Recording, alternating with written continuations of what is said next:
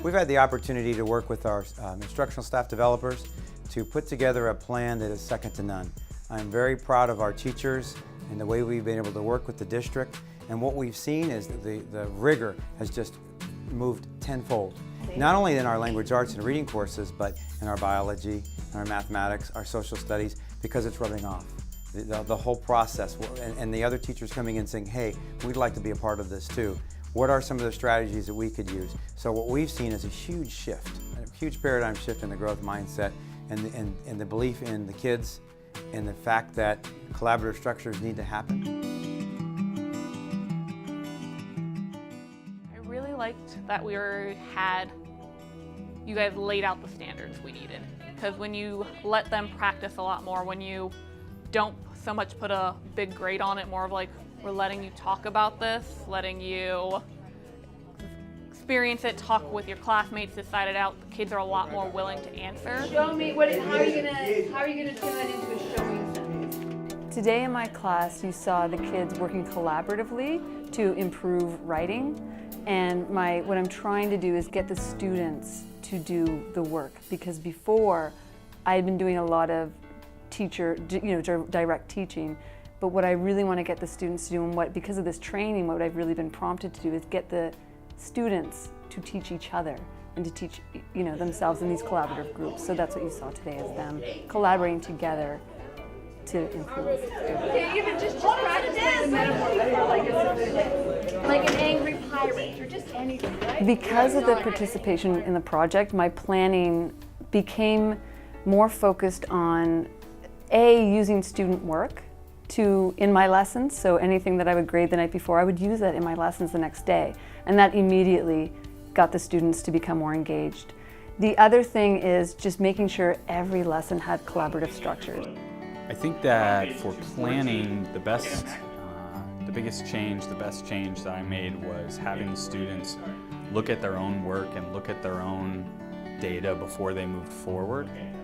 Kind of helped to create a roadmap for where we were going in the next few days or even in the next few weeks. And if they had a place that they knew that they were starting from, they could use that as a jumping off point for the work, the progress that they needed to make. Smart move. Get the numbers down first. Cool. And don't forget, there's more than one right way to do this. Rather than having them speak out to the whole class, they gain a little confidence by collaborating in groups of 3 or 4.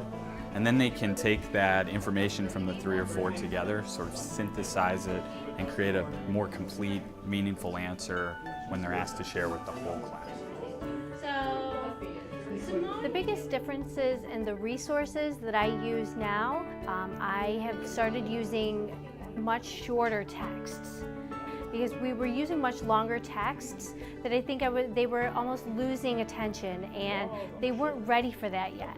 And so when I started using those short synthesis articles, it was easier for them to understand the material, to get it, and then we could graduate into a longer text.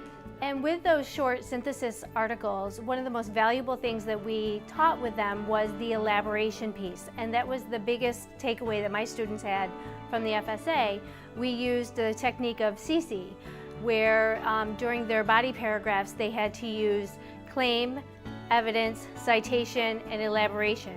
And because of those short synthesis articles, it was very easy for them to use all 4 of those in each of their body paragraphs to cite their claim, to find their evidence, cite it, and then elaborate. So because it was a very small targeted area, it was very easy for them to practice that very specific technique, and they got very, very proficient.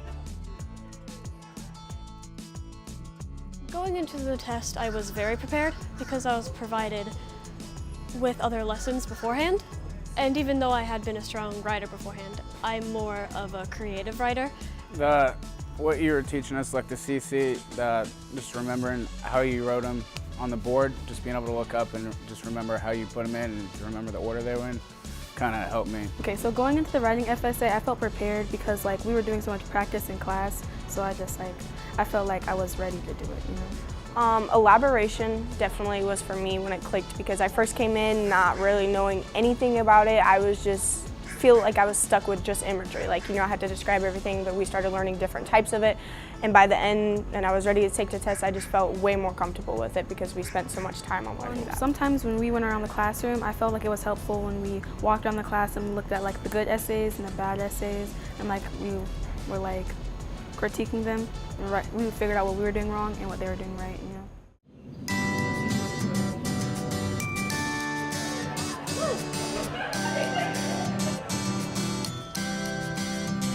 We have received nothing but positive feedback, and most of the time it's, I loved this training, how can I get it to the rest of my colleagues?